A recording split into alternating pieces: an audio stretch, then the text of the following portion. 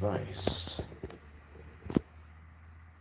I'm going to wait till someone comments. I get mixed up with this whole, because I'm on Skype and Google Hangouts. Well, not Google Hangouts anymore. But there's one only orientates this way and others orientate that way. So my guess is I'm probably sideways right now. I apologize for that. I will fix that in 30 seconds as soon as I get some comments. I hope everybody's doing good. Eric's not available tonight. The So thanks for joining me. The Prepper Trifecta is, I wonder how many people are on the Trifecta website and they're visiting. Um, yeah, Mark. I suppose you are first. So Mark is a regular on the Prepper Trifecta site. Mark, am I sideways? Is this, or is this good? Is this orientation good? Need some feedback here, folks. Destiny made her way till today. Okay, well, there we go. I can see it now on the other screen here. So thank you. Yeah. What's more important, telling me if my video is sideways or wanting to let the world know that you are first? Apparently the latter. So, there we go. I think it might be working. Perhaps. Jeez, the screen. I use my cell phone to communicate. When I do this on the Trifecta site, it's all on my phone because my laptop overheats and there's a delay and it's crappy and all this sort of thing, right? So, since we're doing this is just not scripted here. Just thought I'd get on. I was, used to doing the show live every Sunday. Like I said, Eric's not available on Trifecta, so I thought, maybe I'll come on for a few minutes, have my Corona, apple juice, and shoot the breeze with you folks and see how things are going and talk about area of contention. They say YouTube, the YouTube creator page, these spam emails I get, they say they like numbers. You folks like to see numbers, like the top 5 this or the top 5 that. Are we live? Okay, I'm live again, apparently. Any problems with Pepper's today? I've certainly made a change on my channel. With respect to the direction, and I am happy with that. I'm very happy with it, the direction it's going. I didn't choose. Here, the funny thing is, folks, I have a background in, I have various backgrounds, and I didn't want to pursue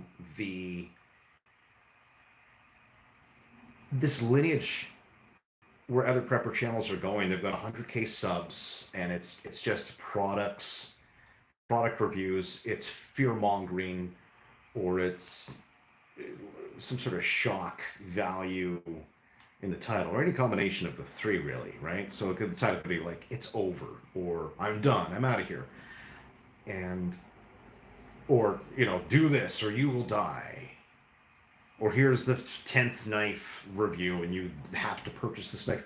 It just, to me, that lineage of making videos, and all done with a grain of salt and an insult to most preppers out there that watch YouTube videos, an insult to you folks, because it degrades the quality of what preparedness is all about. It's putting it into a realm that makes it more like a product, like you're being, it's like infomercials, really. You're being served something as a consumer. There are very few channels out there that actually offer any value without trying to ram something down your throat. So that's why I stopped caring. Like I don't really care to grow my channel. People find me and they think, okay, this guy's awesome because he provides some unique concepts, or you like the dark prepper mindset stuff. Great, I'm good with that. I don't care to grow, really. I know that sounds sort of I don't know what that sounds. I guess that's counterproductive, isn't it? I don't care to grow because I don't. If people find me and they respect me and they like what I have to say, great, and that's it. I got a little Patreon thing, awesome. I got a little, I'm happy with that community. I don't wish to pursue product reviews because I just see that as a dead end. I just see other prepper channels having some sort of peak, and they're out there. They make a lot of money, and then they'll come out with a 20-minute video saying, hey, YouTube has demonetized me, and this monologue because they're losing their popularity. And it gets me reflecting and thinking, like, what are you doing? Why are you in this?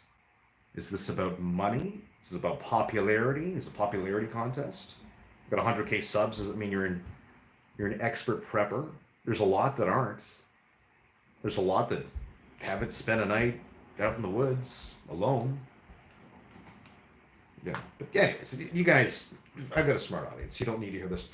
Listen, hello first and last. Donna made it. All right. Destiny, Mark, bringing the whole trifecta crowd here. All right. This is awesome. Chris Robertson, I want to hear the top 10 insults to preppers. Now that would be a good video. You know what I did do? I will say this much, is I wanted to do this sort of like the advanced prepper concepts thing and the dark prepper mindset, and I was doing like a third one just for fun.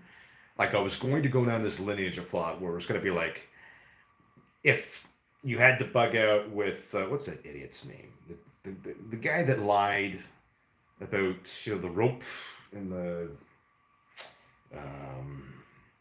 Juicy Smoulier, I think Dave Chappelle, that's Dave Chappelle's version of him. Justin Smollett, or whatever his name is. If you had to pick between him or AOC, you had to bug out with one of them for 1 week, which one would you choose? I was thinking more in terms of things like that, and it didn't fly because I came out with the videos. The only video I've ever deleted in my life was on Patreon, because Patreon can see the future. They see every 3 months in advance. And I had a video, and you know what? I'll tell you what it's about, because it's hilarious. So I thought, okay, we'll do the serious thing. I'll give you some value, right? We'll do some advanced prepper concepts things, videos. And for any of my audience that has seen those videos, they're certainly unique, original concepts. There's a lot more to come, and I have fun making them because it challenges me intellectually myself, because I have to structure these things and sort of think outside the box.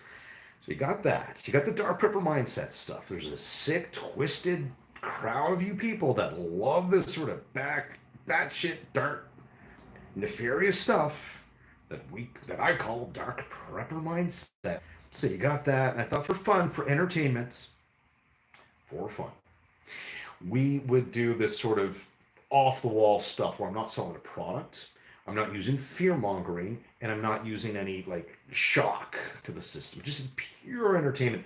So like AOC or Juicy Smoulier, which one would you want to bug out with? That was one.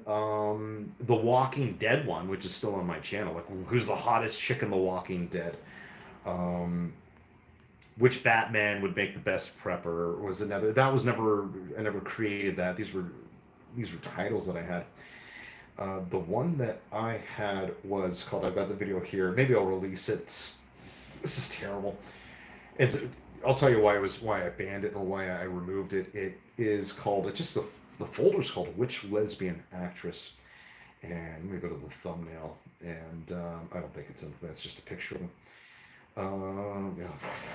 Okay, so the title was Which Lesbian Actress Would Make the Best Prepper? And I actually broke it down with their age and looked at their real, and I'll tell you which 4 lesbians I chose. Again, it's just for entertainment. Just wanted to have fun. So did some serious stuff, did some educational stuff, and then once in a while released these sort of off the top entertaining videos. And it was between, what's that that Rose chick? I forget, was it Megalodon? I forget her. This is a few months ago. Ellen Page, Ellen DeGeneres, and Jodie Foster. And I put polls on Facebook, and it's like, okay, which of these lesbians, or for all of them really, which do you think would best survive the pulse? And it was, it was a pretty damning video. Like, it was pretty, it was badass, because I don't know how to explain it. It was just off the top, and I put it on Patreon. Everything goes on Patreon first. And interestingly, I'll tell you this. Well, I'll tell you the side note in a second. But there was one lady on Patreon that was just like offended, just like, I didn't sign up for this. Shay, what is this nonsense? I didn't sign up to.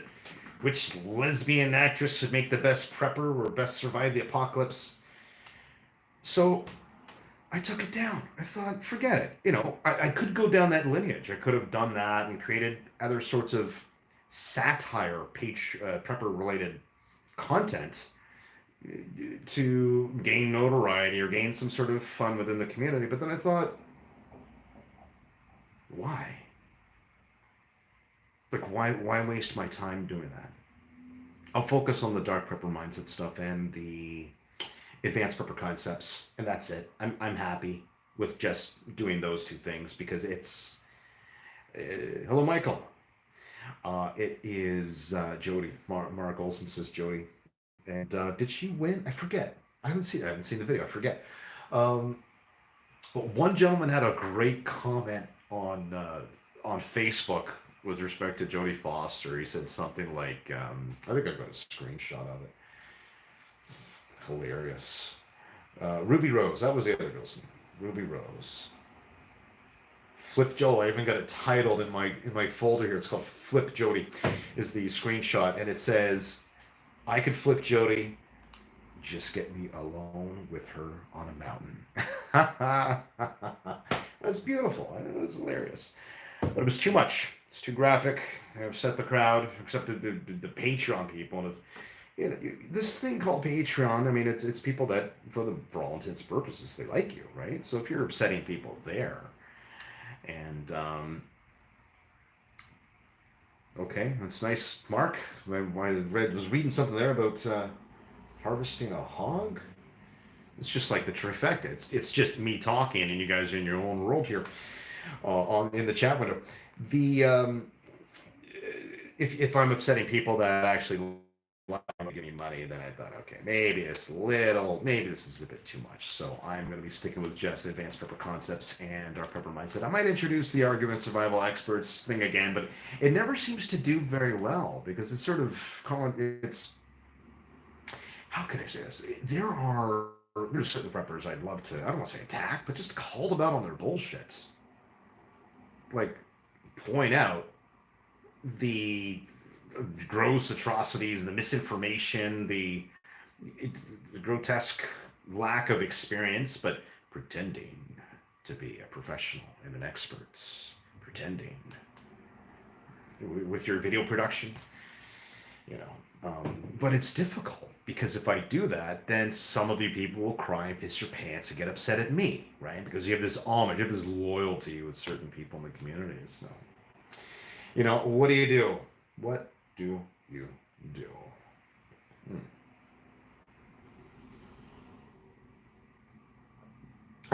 Yes, correct. Alkman AT. There you go. You got abbreviated. I can't pronounce your last name.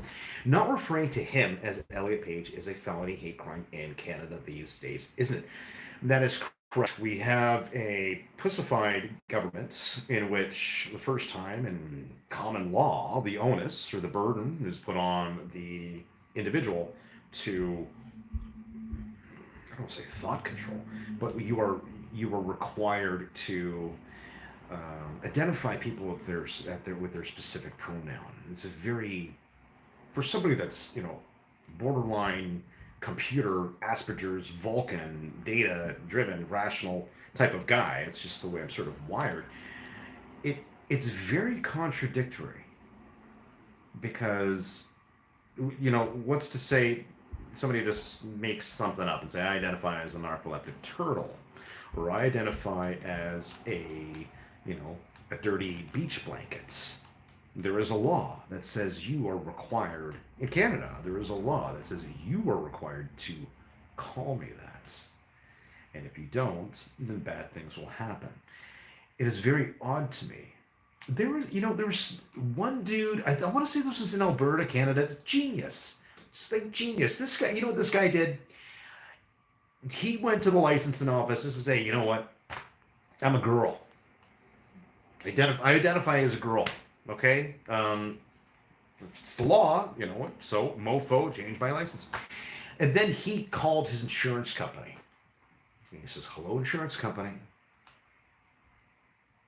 You've got to change my rates to female rates because I identify as a woman. And you know what? It worked. And he got his rate changed to be whatever the women get lower rates than men. So I thought that was smart. The other one that I heard, this is talking about sort of taking advantage of this. I don't want to say taking advantage, but certainly magnifying or just showing how bananas, batshit crazy this concept really is. So the other one I heard, this was in the States, and they had one of these, it's a university, I guess they got a progressively, like a left-leaning sort of professor in this one class that this gentleman was attending. And this professor hands out this piece of paper, and it goes from person to person to person. It says, what's your name? What would you like to be called? What's your preferred pronoun? What's your preferred pronoun? And this guy said, well, this is a joke. So, and I'm sure there were some people there like, I identify as a butterfly.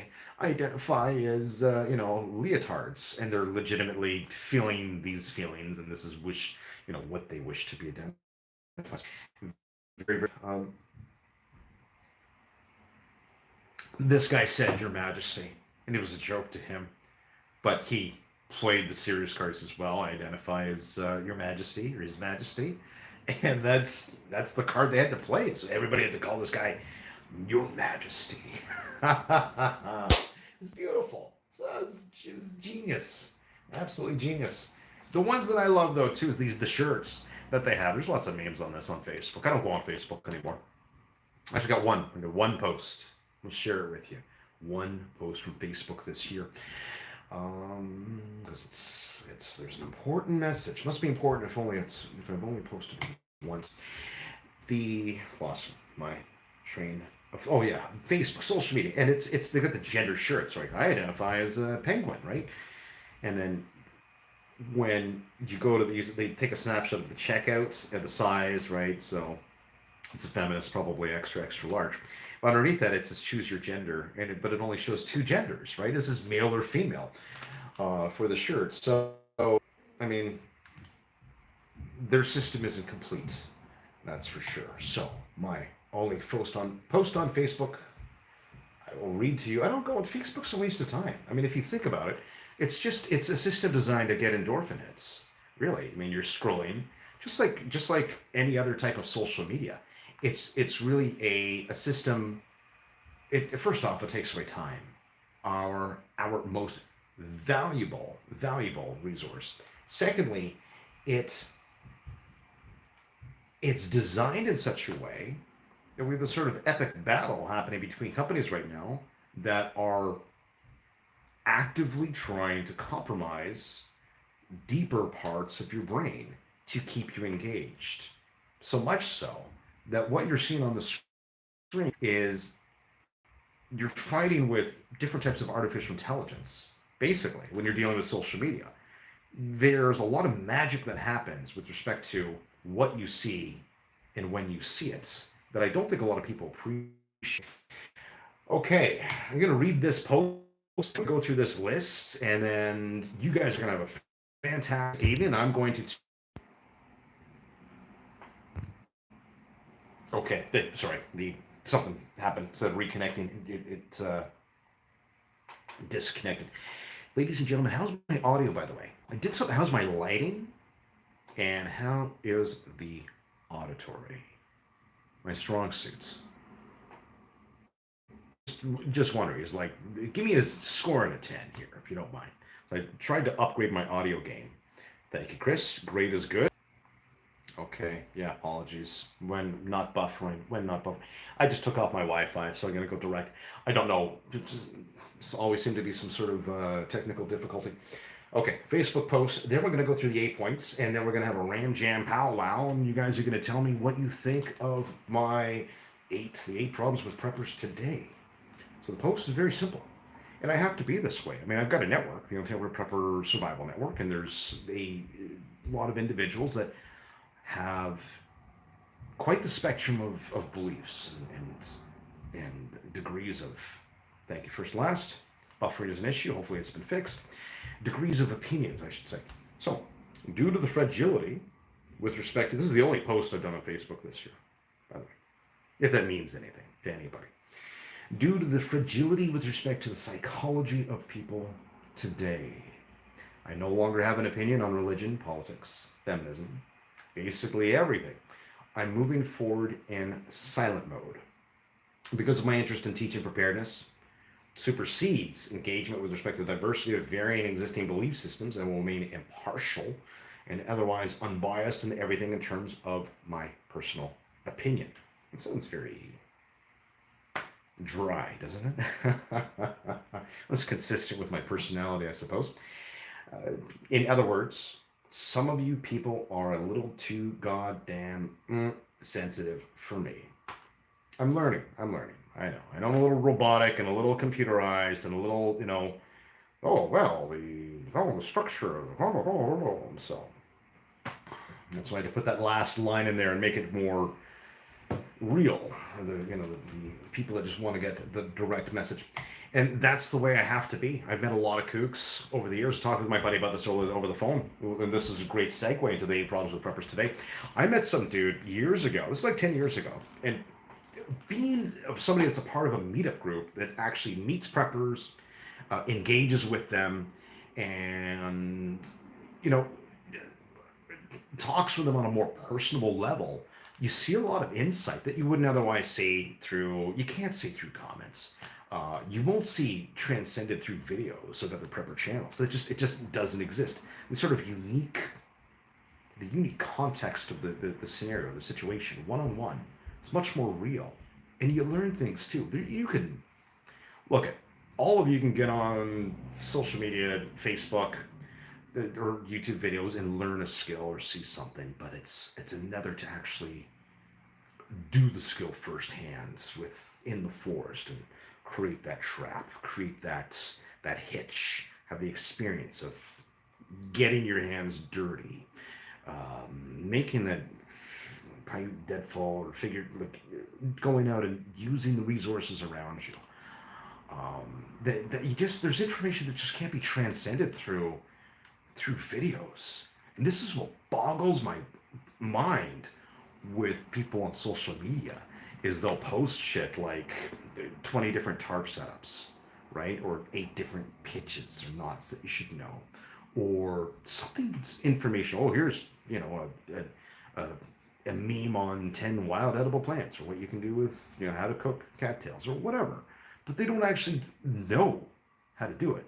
It's like, oh, this is informative, here you go, and now everything's pretty and whatever, and I'm a smart person.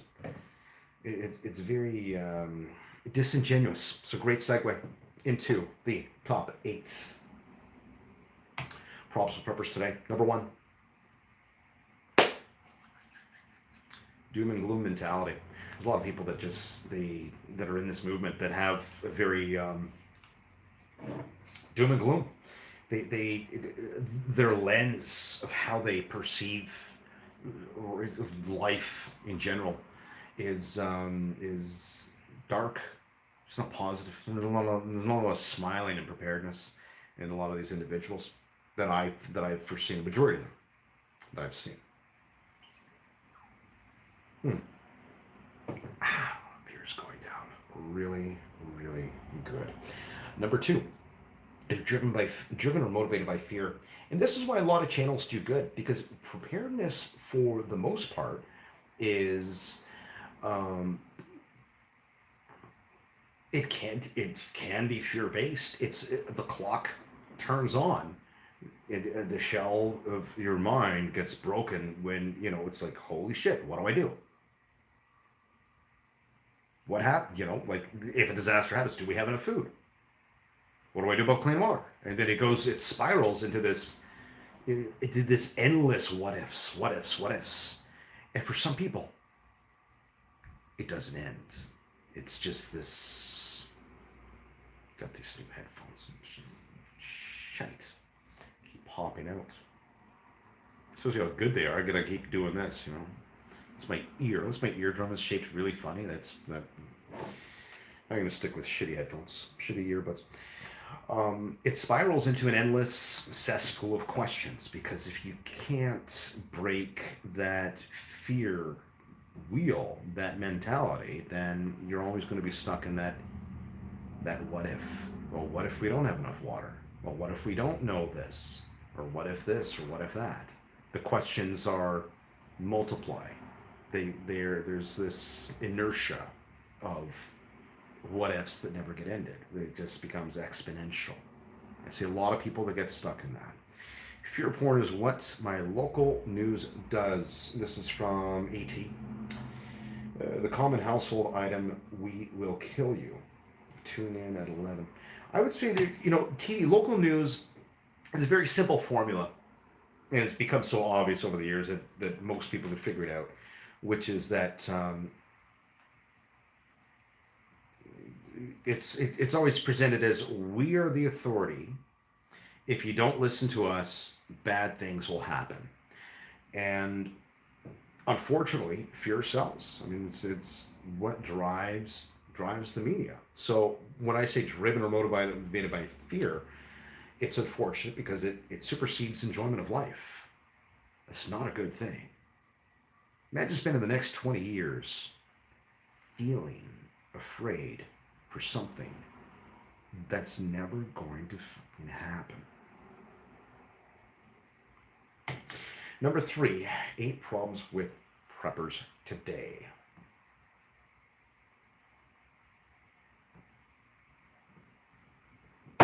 Irrational belief systems. A lot of preppers that I know and meet have a belief system that is foundationally irrational or unsound. They've plateaued or decided to get into prepping, and if you pick at their brain or dig their mind and look at why they prepare, then it's usually based in some sort of irrational origin. It's not the case with all preppers. I mean, this is most preppers, I would say, but there's certainly a lot of people out there, some of the folks watching this, I'm sure, that are kind of like me. They're just wired in just a logic. It's called prepper logic for a reason. My position is simple. Historically, we've seen disasters happen. For the people that haven't been prepared, bad things happen to them. I'm not anti-government. I'm anti-stupidity, not anti-government.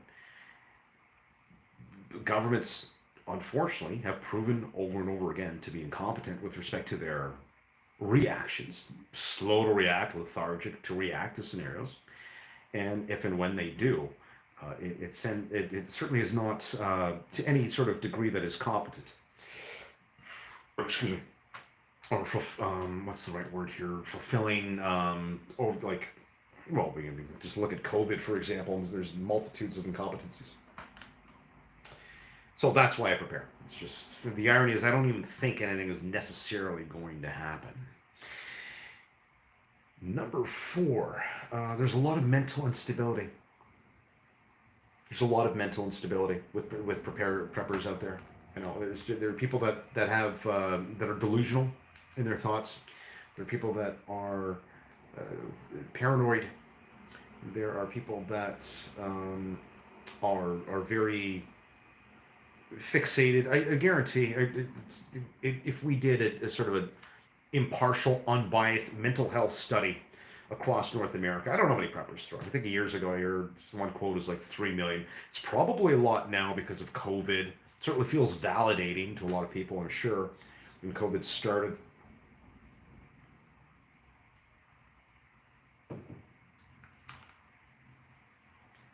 But if we did some sort of, if we were to slice into the pie and everybody did some sort of psych test, I don't know if a lot of preppers would do very good. I honestly don't. Like, I don't know how many preppers are gonna, oh, you're in perfect mental health. I don't think so. Number 5, there's they lack the capacity to trust. And yeah, I find myself, here's the thing. It's funny because I'm not perfect either.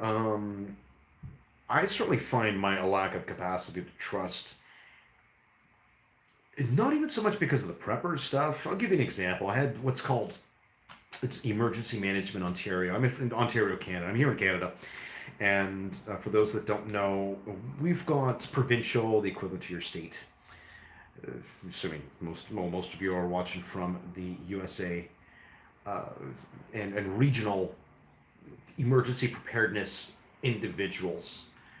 So I had three representatives, government representatives from sort of like emergency management type of positions for an event. Right? But the preppers and these the emergency management coordinator for the city of Toronto, or whatever their title was, right? And they're up there and they give their little spiel. That it was much more of a job to them than anything else. I'm just gonna turn off this chat window. I know because it keeps popping up. I mean, I can't see. So what happened at this event? This event was like 5 years ago. To clarify, I don't like I was doing sort of the in-person thing with preppers through Meetup for years before I did YouTube. YouTube was just for kind of a hobby for fun. What happened was all these preppers showed up, and they were all like, kind of in the banister in the corner, and kind of like, well, I'm here at this pub. It was a pub, and they were engaged but not engaged, and distant, just because these people were government officials and they felt very. Uh, there was a lack of trust. Yeah, I can't say that I blame them in some respects, because I've certainly had undercover law enforcement at my events. I've had them take down license plates. I had a firearms event. This was about 5 or 6 years ago. I had a firearms instructor, and he was just sitting down at ironically the same place, this pub, to talk about firearms in general. And there were certainly undercover operatives in that event, and there were two police cars parked across the street at this event. And it was, it wasn't nefarious. It wasn't like, hey, we're going to be talking about, we're going to blah, blah, blah, blah, blah. It was publicly posted. Said, look, got a chief firearms instructor here. You want to get your firearms license?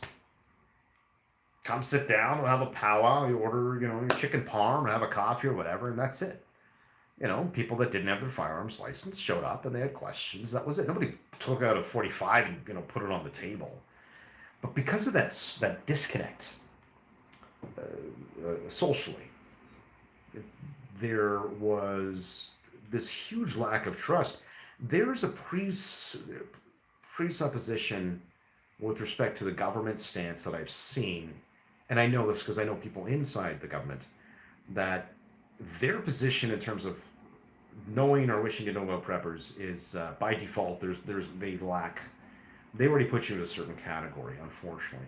And the reason I think they do that is because if you look at the pie of why people prepare, unfortunately, there is a percentage within that pie of people that are, well, the word starts with the letter T, and we'll leave it at that. So I think they justify they're motivated to distrust preppers and show up at my events and record license plates and inadvertently try to infiltrate members, is to look for the crazies. So I don't want to say I can't blame them, and in some respects, you can't really blame some preppers for lacking trust. My position with trust stems more from just experiences. I mean, like I had, I've got a stalker. I'm sure she's watching this right now. That's what I'm dealing with.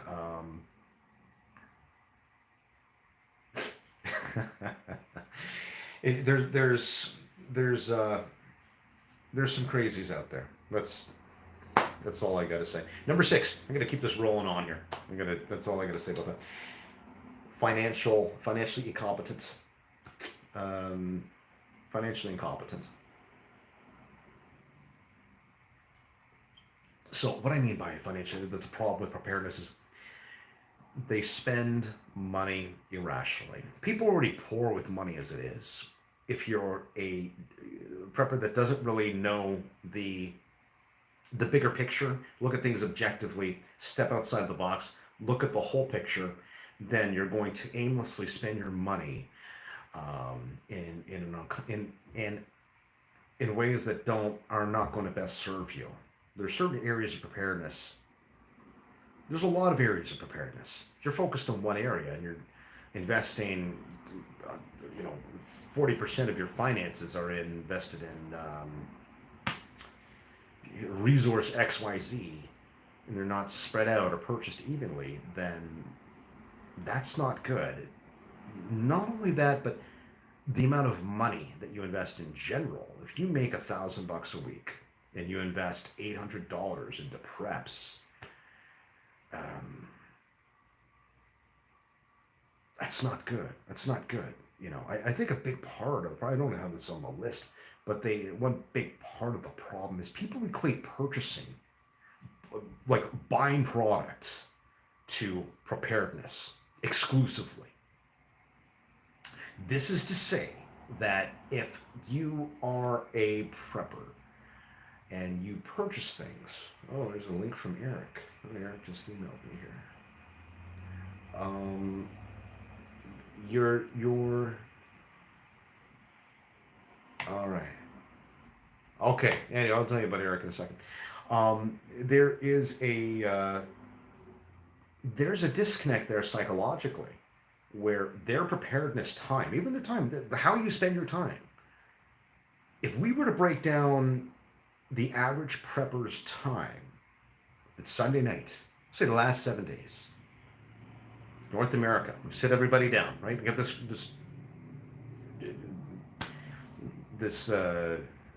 survey that we do. They say, okay, you're a prepper? Yeah, I'm a prepper. Okay, um, it's Sunday night. It's 9 p.m. Eastern Standard Time. How did you spend the last week? What did you do? What did you do with your time the last week to prepare? Well, blah, blah, blah, blah, blah. And some of them are going to say, well, purchased.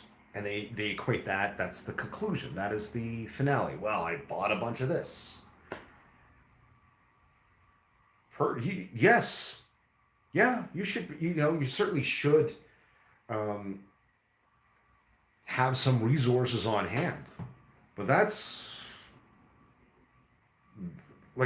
just a part of the puzzle here, folks. I mean, that should be, there's skills, there's knowledge, there's all these other facets. Perfect example. I've said this before. This popped in my brain for a good reason. It's a first aid kit. A lot of people. There's Lee. Lee from Patreon is on board. YouTube preppers make you think you need more. You need to have new things. Yeah, they do. They do. And that's, yeah. And Lee is saying because skills are harder to show and a lot of them don't have skills. And you can tell a lot about a man or prepper, in my opinion, or at least I can, based on the knife that he has, because it showcases a lot of his knowledge. And it's a very personable, subjective tool, a knife. And for me, it's a gauge or metric to say, okay, this person knows what they're doing, or this person is caught up into the hype, or this person has no idea what the hell they're doing. They bought something big and flashy. So, yeah, purchasing things is good, but it's certainly not part of the whole equation. The last 7 days, some of those say, well, yeah, I purchased this, did this, whatever. But I guarantee a lot of the individuals or preppers that you'll see out there will tell you. I'd like to see the comparison. No one probably won't tell you, but the comparison between how much time they spent watching prepper-related videos compared to actually working on or doing a skill. And guess what, folks? There's a huge contrast there. Because most of the folks out there that call themselves preppers, ready, are full of shit. Number 7, poor family structure and values. And you guys have seen Doomsday Preppers, right? Doomsday Preppers. The Smiths. Bug out location, retreats, into the mountains, blah, blah, blah. They always have this thing that they got to bug out, right? Somewhere halfway through the segment on a particular prepper, it's like, okay, got to bug out. Some of them do quite well, but there is a disproportionate number of family members that don't want to have anything to do with it. This is like, okay, my husband is a prepper, or my father is a prepper, and I respect him for that lifestyle, but you're forcing me to wake up at 6 in the morning and do these goddamn drills to feed your paranoia. Let me tell you something. I'm okay with being a few minutes late if I don't drill my family members into some regular routine once every few weeks. Their happiness means more to me than forcing them to do routines. I don't know if that makes sense or not.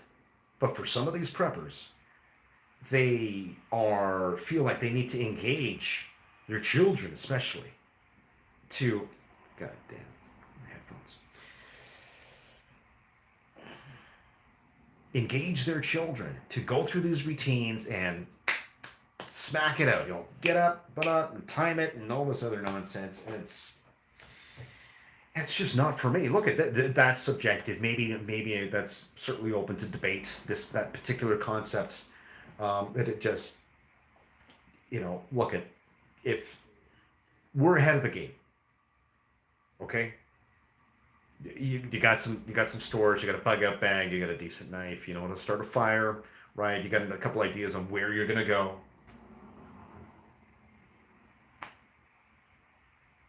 Got a nice off-road vehicle. Got some preps. You got some bartering items. You know how to shoot a gun. Good. If, keyword if. I always say if, because we don't know. I do not have the capacity to see the future. Please watch another channel if you would like to see what's going to happen in the future, because I have all sorts of fantastic predictions. If and when SHTF, I'm going to pull the strings together to do what I need to do to bring members that weren't traditionally preppers, that are close to me, into the circle and make things happen. But because I'm already way ahead of the game, I'm not too worried about that time constraint or that time indifference compared to having to train with these individuals over and over and over and over and over again when they do not give a shit. They don't want to participate with this in any way, shape, or form from the get-go. So all you're doing is just making them feel resentments. And then when they get off to university or college or whatever, be like, okay, and out of this household, and I'm, and that's it. You can't blame them, really. Number 8. They don't walk the walk. They don't walk the walk. You probably could have come up with a better title than that.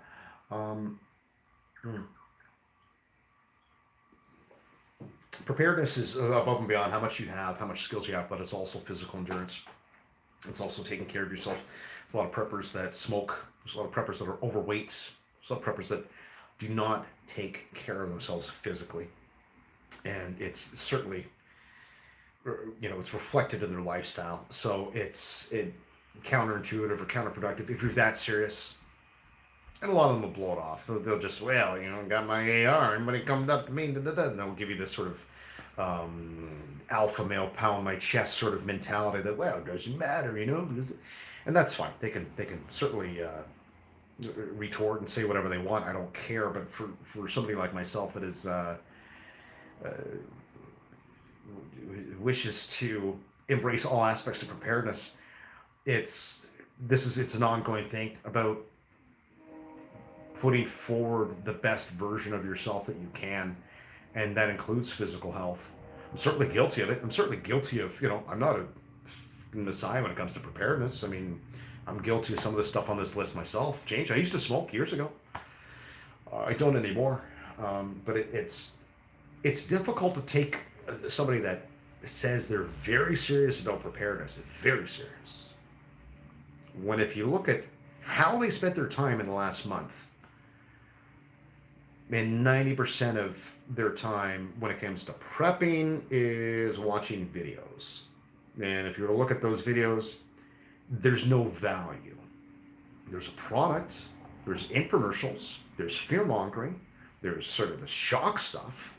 So what that sort of equates to is entertainment. See, when preppers watch YouTube videos, they're not actually watching to learn something.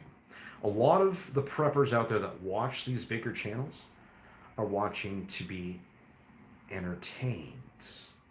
They don't care about actually learning anything.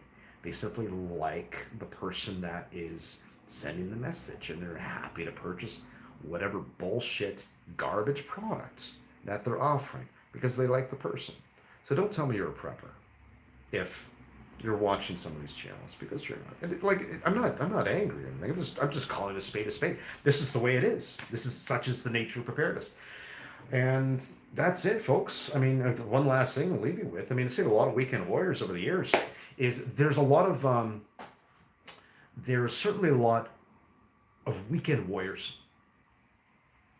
That's probably the best term. They get their this is literally a lot from COVID. When COVID clears up and everything goes back to normal, all the people that dip their feet into preparedness are going to go back to whatever it is that they were doing, and they're going to forget about it because it was a fad. It's like fashion to them. So they're not passionate enough about it. They don't take it seriously enough, and it's more like a hobby, So I'm going to finish this beer. Ladies and gentlemen, I'm going to wrap this up soon. Holy cow. That went quick. I was only going to be on here for 20 minutes. So if you have any questions, by the way, put them in all caps. Not that there's many people watch. Just shoot me a question here in the live chat, and I'll be happy to answer any questions that you have.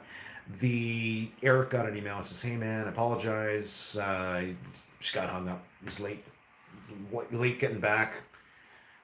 Says he thought I had more time. So, it's all good. Eric got stuck. So, yeah, creative redundancy.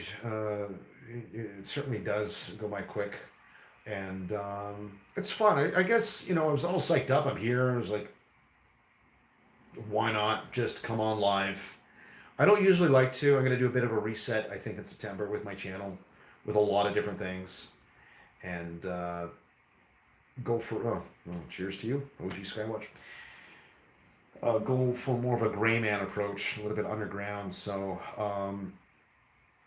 just because I don't know. It's just, there's been a bad, thanks, Mark. Appreciate it. Thanks first and last. Have a great week. I'll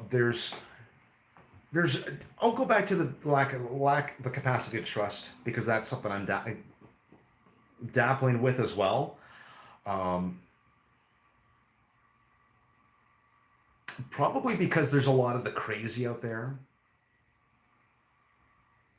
that I experience. I mean, I've met hundreds and hundreds of preppers, and a lot of them are like literally crazy people. Their positions and views on things are way like Cloud 13. I'll give you an example. I was chatting with one gentleman and barely in the conversation, and he says, "You know what's going on, right? You know what's really happening, don't you? You know what the big picture is, don't you, Jay? See what's going on."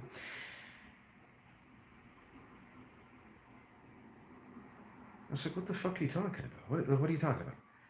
And I get this image of emailed to me, and it's of a skeleton, human skeleton, and there's excavators around this skeleton body. But the skeleton is 40 feet in length compared to the human. And it's weird shit like this and I just met this person. And there's a lot of that's like one of many examples. Now, I don't know about you, but when you meet somebody and they're going down that lineage of batshit crazy from the get-go, what are their real thoughts when, 10 meetings later and they have a few beers. What is the darkness going on? What's the real batshit crazy stuff that they're talking about? So it's very yeah. There's a lot of mental illness. There's a lot of mental instability, and there's certainly a lot of paranoia within the community. And certainly trying my best to break the stereotypes that I can, but it's a difficult uphill battle with so many crazies out there, and the trust. I don't know. Like I gotta.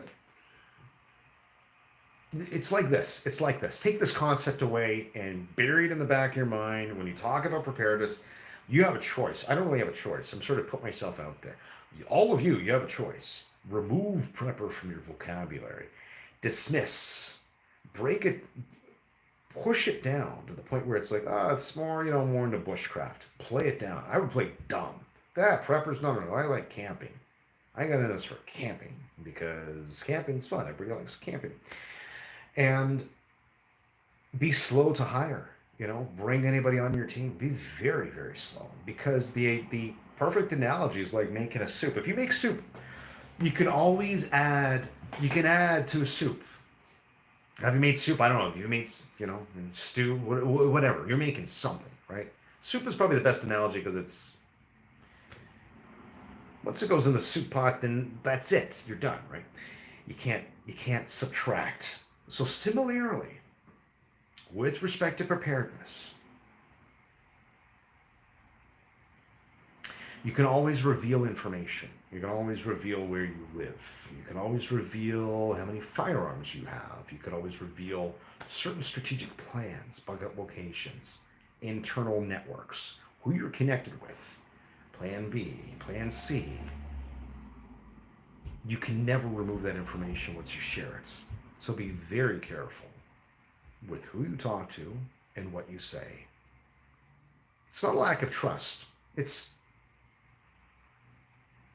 an assurance of continuity of integrity. There we go. Put a nice spin on things. Okay, no questions. What did somebody had something to say? I'm gonna sign out here. Yes, at South Florida, DCL prepping isn't just buying thing. I think he meant things. Learning how to use your items you have purchased. Yeah, hence the first aid kit analogy, which is a very common one. Everybody's got a first aid kit, but they don't know how to use half the shit in there. They've got one. Got your first aid kit? Okay, let's go through it. What's this item? What is it used for? What would you use that item for? Same concepts. And it is what it is. I mean, there's so many people that's just the nature of preparedness. The nature of preparedness is, well, I'm a prepper. Well, what did you do for prepping? What'd you learn this? What'd you do this week? Learn this week. Well, I watched such and such channel, and he just talked about fear, and he talked like this. He's like, and if you don't blah, blah, blah, blah, and it's all fear-mongering and bullshit. And then he told me to buy this knife in the description. It's not learning, folks. It's all a waste of time, really. So, look at, that's the summary of what I think of most preppers today, the problem with most preppers today.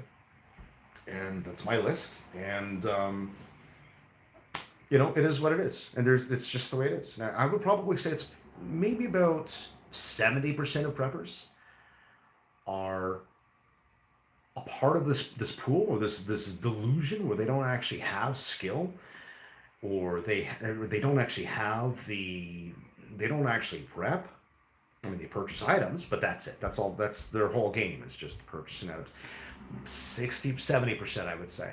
70%. There's probably, if you're to break it down, maybe 10 to 15% of individuals that identify as preppers are actually real preppers.